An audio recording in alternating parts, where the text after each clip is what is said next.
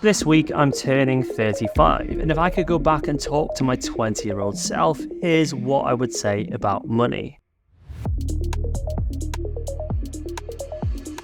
Number one is financial goals can suck. I was determined in my 20s I was going to be a millionaire by the time I was 30. If by some means that would have meant I would have made it and it was seen as some kind of success metric by the time I hit 30. Having only reached 20% of that goal by the time I did hit 30, I realised it was pretty silly and you have to be extremely lucky to actually reach that point. By doing this, I was just putting unrealistic expectations on myself and essentially setting myself up to fail. And the worst part is it enroots this kind of message that hitting some made up number is going to make you feel or be substantially better, when realistically you'll have a huge anticlimax and think, well, what's next? Number two is that you don't need to compete with anyone financially. We're all on our own path, and comparing yourself to someone else is only going to hinder you. Ignore all of the social media noise out there. There's always going to be someone who has more than you by comparison. A millionaire only has 1,000th of the wealth of a billionaire. Put that in perspective and let that sink in. That's like comparing someone with £1,000 in the bank to a millionaire. And half of the time when you see them living these luxury lifestyles, it's only a small snapshot of what goes on behind the scenes. It's like when you see these people taking these luxury photos on tropical islands, you don't see the people harassing them, the hours of queues and trash and the dirt on the other side of the photo. Not to mention the photo is probably photoshopped in the first place. That's a bit harsh. Three is that money doesn't buy happiness. You can have all of the money in the world, but if you don't find what makes you happy, love and purpose in your life, money won't help. That's why you'll see older rich people filling voids in their life with material possessions. You can be happy with none of it. And it's often the moments in life that don't cost money that you'll value more when you get older. For me, being in the middle of a lake with my friends, listening to the waves ripple against the side of my paddleboard while I lay in the sun, it just can't be bought. It's only when you fully open your eyes up to what's around you, you'll truly appreciate what brings you value in life. Number four is that, believe it or not, money does buy happiness.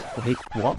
Money doesn't buy happiness, but it will sure as hell make your life easier. Not having to worry about money is a huge benefit. Not in the way of having some fancy, extravagant lifestyle, but just not having to worry about where you're going to cover your bills or where the next paycheck is going to come from is huge. The sooner you start thinking about passive income, the better. Five is too good to be true. This one may sound obvious, but especially when it comes to financial related products or services. If something sounds too good to be true, it usually is. I've typically fallen for this in the way that feeling I could beat the system, or I'll be okay because I'll just take half the risk and I'll get out early, which is essentially playing with fire. Platforms that are offering you insane returns are usually lying, or there's some kind of hidden con or stipulation that will catch you out. Number six, copy trading and Forex are scams. The system's designed in ways to make you fail. Copy trading and Forex hide huge losses behind the scenes, which you won't realise until it's too late. The truth is if they were as good of a trader as they say they are, they wouldn't need anyone to copy what they were doing. They would simply just trade and get rich themselves. These platforms are typically designed to make money whether you win or lose, or they're heavily weighted towards high-paying affiliate systems. Some of these Forex platforms will pay over $600 per person that you sign up because they know how much money you're going to lose and how much they can make off the back of you. Number seven is good advice can be bad advice. While there's obvious downfalls of things that sound too good to be true, there's also negatives about good advice. Every piece of advice you're given will have pros and cons.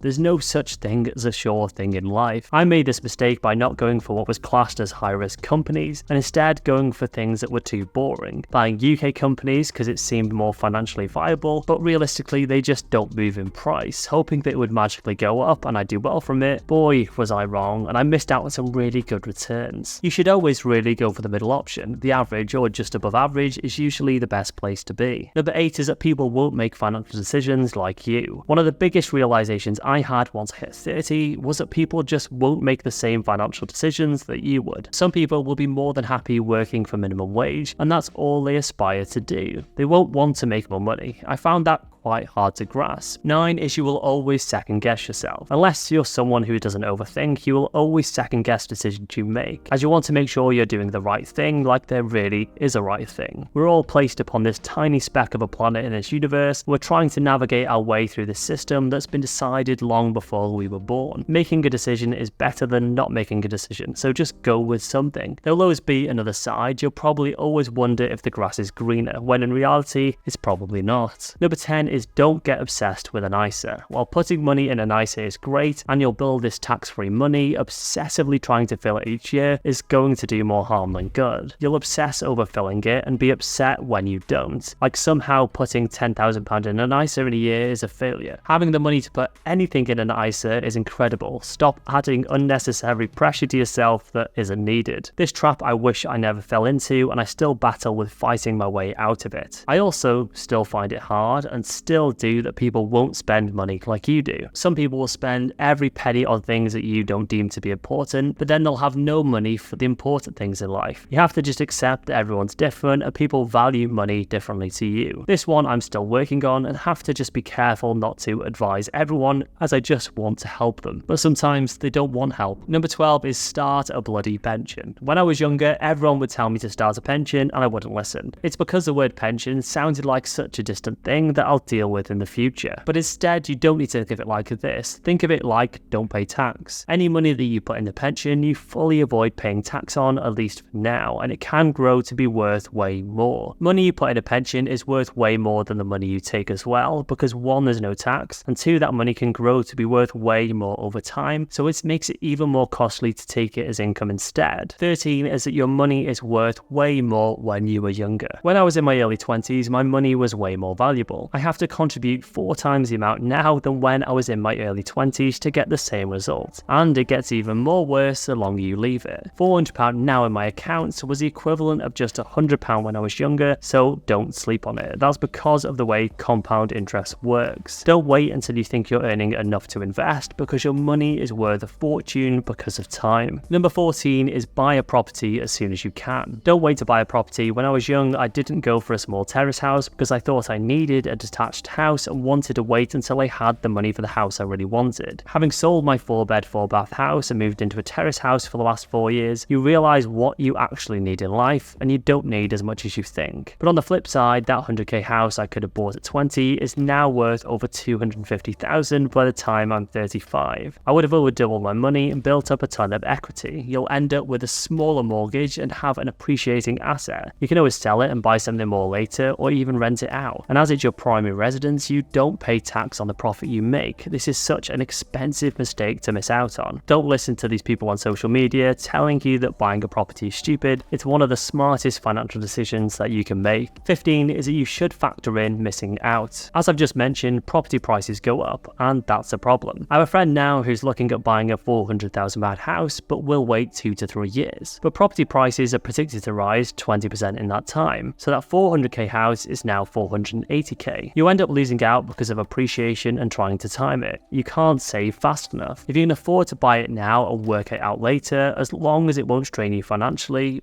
do it. Number 16 is don't try to time the market. I still struggle with this, as I always want to add more when the market is down and wait until it's the right time to invest. Sometimes I've done really well and timed it brilliantly. I bought at the very bottom of the COVID crash, but I also bought the day before the war in Ukraine, so I've hit both extreme sides of the spectrum. Unless you've got a crystal ball, just buy each month and set and forget. Number 17, invest more in education and don't rely on school. School is pretty rubbish for education in some ways. I took a web design course which taught me the wrong way to build websites, and I had to teach myself with a $50 course on Udemy. I mean, think about it. Who's hiring the lecturers that teach web design? They know nothing about it, so it's no surprise it's like Russian roulette trying to find a good lecturer. Don't get me wrong, some are awesome, but I got the wrong side of the coin flip and had someone who was winging it. As Brits, we're pretty adverse to spending money on education. In the US, they're way more into self-improvement and willing to spend way more money. I was always hesitant, as I thought I could just do it all myself, which I did, but I messed up along the way. I've spent more this year on courses and services than ever, and the investment has paid off by 8 times so far. It's partially why I created my own course this year. I tried to learn it all for free myself, but if someone would have given me this when I was 20, I would be over £200,000 better off, which I try not to think about too much. Number 18 is education should be more planned. When I thought about college and university, and even what I decided to learn after that, it was almost very much based on a feeling and what I was interested in. What was I passionate about and what could I do for a job? I spent little time exploring and trying to see what my passion actually was, more just what was easiest. There's real merits to actually planning education, what job it will give you and where you can go. What extra skills can you learn and money you can make off the back of it? Like just trying an online course to learn DevOps or coding or game development. If you get it right, you could make a fortune, but it's having that willingness to learn, to try and see if you like it. Do as much of that as possible early on. There's some awesome high-paying jobs that I probably would have really enjoyed, and they would have allowed me to travel the world at the same time. Number 19 is that money isn't a straight line. There's a saying that money comes and goes. Easy come, easy go. Maybe more like hard come, easy go. But there's times in your life you'll have more money, very likely in your 20s and retirement, and at times you'll have less money. Your investment pot can also go up and down. I built a £100,000 investment portfolio and put it all into a house and watched it go back to zero. That's completely normal and fine. You'll need more money at different points in your life. 20 is that goals change a lot. Life isn't always easy and your goals will change. While it might seem set in stone that you'll do X by this and Y by this age, it doesn't always happen. I was certain I would have a house bought by 22, married by 25, and kids by 26, 27. And I'm 35, I'm not married, no kids yet, and I've just rebought a house. Life isn't certain and it can change a lot for everyone. I've had friends who lived the most crazy lifestyle traveling the world, living with nothing, and now they have the most standard, normal job you could ever imagine. And I know other people have done the opposite. They went the traditional route and now they've gone off and they've had enough and they want to travel the world. Accepting that you aren't working to one solid goal can make life way easier to process. Just go with the flow. Having a plan is fine, but just don't overdo it. 21 is invest in experience. This is something until you do it, you won't realize how powerful it is. Traveling to different places around the globe will really alter your perception on life. You'll meet people from all walks of life and see how other people live. I met a young guy on a surf lesson who lived in a small house with his family, and he absolutely loved his life, surfing all day, and he was way happier than me. Being in places, seeing the world, and doing things can really open your eyes. And if you can design your job to allow you to do that, it's amazing. Which brings me on to 22, which is don't get sucked into the past. I had friends that left school at 16, got a job in the nearest factory, married to a girl, they had kids, and they now have 17 or 18-year-old children. And while that might seem the norm at that age, you don't need to do anything. We all get conditioned onto this conveyor belt and think that life works in certain ways, when the reality is, it's not one straight line at all. There's so many different ways to live, and what may seem important to you in your 20s will likely completely change by the time you're in your 30s. Number 23 is take more calculated risks. When I was in my 20s, I took more risks than anyone I know. I started multiple businesses, I had jewelry brands, ladies' handbags, I took financial risks, and some were really pretty stupid, especially the bags. You need to take enough time to look at the big picture and reasoning behind things. Rushing into things with passion is good, and being very entrepreneurial is great, but sometimes taking a more calculated approach will pay dividends in the long run. 24 is avoid finance like the plague. Finance is the number one wealth killer, especially when it comes to cars. Spending hundreds of pounds a month on your car contracts will ruin you financially. I've known people who have had car contracts for 10 years. At the end of it, they're working out they spent over £50,000 to £100,000 on cars in that time, and now they have nothing. They don't even own the car they've been paying for. In the meantime, I've had old bankers, well, I like to call them grandma cars, as they've typically been driven by one older lady driver before I buy them. I now have a 10-year-old Toyota Aris, which is totally fine. As Steve Jobs says, in the end, a car still gets us from A to B, which has always stuck in my brain and saved me a fortune. I had one car contract, but after a few months, I hated the monthly payment and I got rid of it. 25 is living below your means actually works. There's extreme examples of this where people spend zero. I don't live like that, as much as people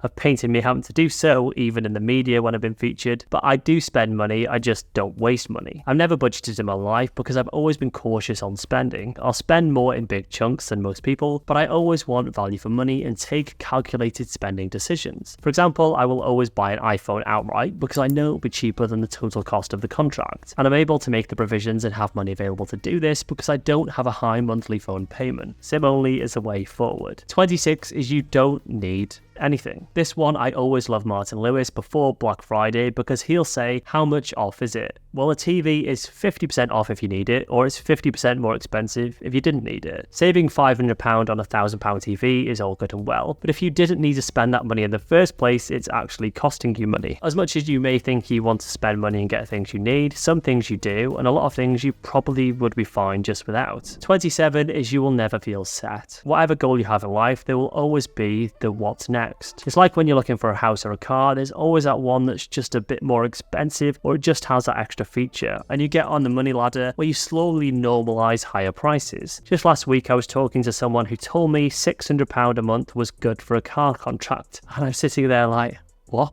But then I do the same in other ways. I've quite normalised buying a nearly £500,000 house, which to some people seems quite crazy. I think you can rationalise anything in your brain if you have enough time. 28 is you will always worry, and it's normal. Worrying is completely a normal thing to do. We all do it. The sooner you can learn to stop worrying, the better off you will be. Stress and anxiety really takes its toll on people. I see people my age who look 10 or 20 years older than me because they've stressed themselves to death and they've not kept healthy. Diet and exercise, kids. 29 is there's different levels of success. Money metrics is actually such a superficial metric for success. People will often look at me and think, you've done well, and yeah, by that metric I have. But some people have paid off the house at my age or are focused on paying off the mortgage. That's also awesome. Likewise, some people are incredible parents and that's been a huge goal, and that's also a huge success. Or they've volunteered or cared for someone. Success isn't just measured by some made up number. 30 is don't be scared. Boy, if I would have started social media when I was 20, I would have done incredibly well, which is a huge regret of mine. I cared way too much about what anyone thinks, and now I've started doing it. I urge anyone to do it too. Social media can change your life so quickly with just a phone, which is crazy. The truth is, no one really cares about anything you do, only you, so just go for it. 31 is self-employment is freaking hard. Often people look at being self-employed as this really idyllic life where you can work on your own terms, not rely on a fixed location, and you can work when and where you want. And yes, you can, but it's a bloody grind. Having to wake up every morning and drive yourself to work, you're the only person you have to answer to, which is great, but it's way harder than it looks. You get no pension, no benefits, and you have to slog to make money. You can't just show up. It's like these videos I make, and before I started YouTube, I thought the same. It's easy money. On the surface, it looks so easy, but the reality is it's a mission to make a video each week and you have to stay motivated. You record it, edit it, work so hard getting it together, you push it out there, you panic about what people think about the video, and then it's like, okay, back to square one, and it's just you sitting at a blank screen. And this leads me on to number 32, jobs are fine. People often look at jobs as being bad and want to do their own thing, which is fine, but it's often not all it's cut out to be. There's huge benefits to being employed, not to mention the salary. When I first started, I was way ahead of my friends in terms of earning because I had worked so hard, but as time's gone on, it's like I've plateaued or almost stayed the same, whereas their salaries have gone up every single year. By my age, I would be in a really good position. I often say to my partner who's a teacher, geez, I'd be a deputy or a head by now if I'd gone into teaching, and I would have an awesome pension. Don't get me wrong, I don't want to do that job at all, as it's stupidly hard work and it's draining, but you get the drift. And also the fact that an employer will contribute to your pension is huge. I really wish I had that benefit. So it's almost like you have to earn more being self-employed to actually make up for the fact you're not employed, which people really don't think about. 33 is that spending money is okay. This is something that's taken me a really long time to realize, but you need to spend the money you get. I mean, otherwise, what's the point in earning it? Now, don't blow your money on stupid stuff, but also spend money once in a while. Reward yourself, as it will keep you motivated to keep earning more when you see the fruits of your labor. Don't just save. 34 is stop pressuring yourself and creating a false metric of success. There's nothing you really need to do financially. Adding pressure to yourself is really going to do nothing healthy to your body. Try and take a step back, breathe, and work out what's really important to you. Sure, you need to save some for your retirement. The earlier you can find purpose in your life, the happier your life will be. If you need to take some time out to work out what that is and travel and experience it, just do it. Just do it! Don't let your dreams be dreams. I really wish I'd spent more time on travelling earlier on where I had no commitments. And 35, last but not least, dine with zero. No regrets. We're only on this planet once. Your money will mean nothing to you when you're dead. Sure, you want to pass on a bit, maybe, but why not give the money to people while you're still alive and see your loved ones do things with it? And do the things you want to do with your loved ones, because one day they won't be here or fit enough to do those things with you. Now is the best time. Don't wait for later, because it may never come. Let me know which of these you most relate to or what you would say to your younger self. I think it's fascinating that as we get older, the the more we learn, and I often wonder what it'd be like to go back to age 20 with what I know now. If you want to see some of my biggest investing mistakes so you don't have to make them, check out this video right here. And most importantly, just enjoy yourself. Money is great, but it's not everything. You really have to be happy.